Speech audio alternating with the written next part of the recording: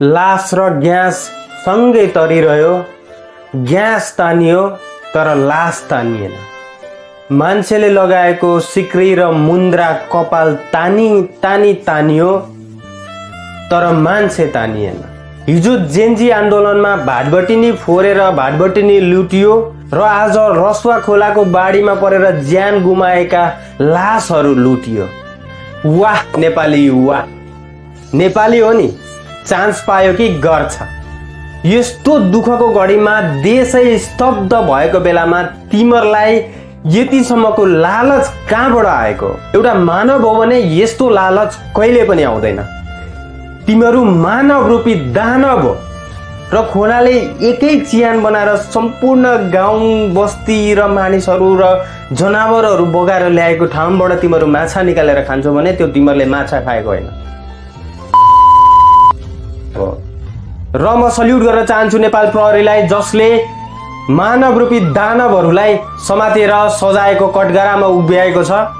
र म सल्युट गर्न चाहन्छु ती नेपाल आर्मीलाई, जसले आफ्नो ज्यान जोखिममा राखेर यस्तो बाढीले बगाएको धन सम्पत्ति र मानिसहरूको उद्धार गरिरहेको छ। र म सल्युट गर्न चाहन्छु हाम्रो छिमेकी मुलुक भारतलाई, जसले राहत प्रदान गरेर हामीलाई मद्दत गरिरहेको छ।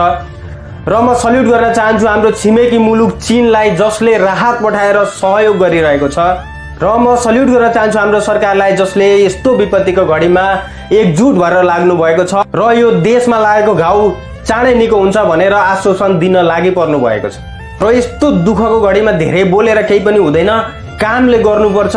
र मलाई विश्वास छ हाम्रो सरकारप्रति, हाम्रो सरकारले काम गरिरहेको छ र अरू देशहरूले पनि सहयोग गरिरहेका छन् र हामीले पनि सक्दो केही सहयोग गर्नुपर्छ। र मैले पनि केही सक्दो आफ्नो हैसियतले भ्याए अनुसारको मैले पनि केही सहयोग गरेको छु। र तपाईहरू पनि चाहनुहुन्छ र तपाईहरू भित्र पनि मानवता छ भने प्लिज क्युआर स्क्यान गरेर जति सक्नुहुन्छ त्यति सहयोग गरिदिनु होला।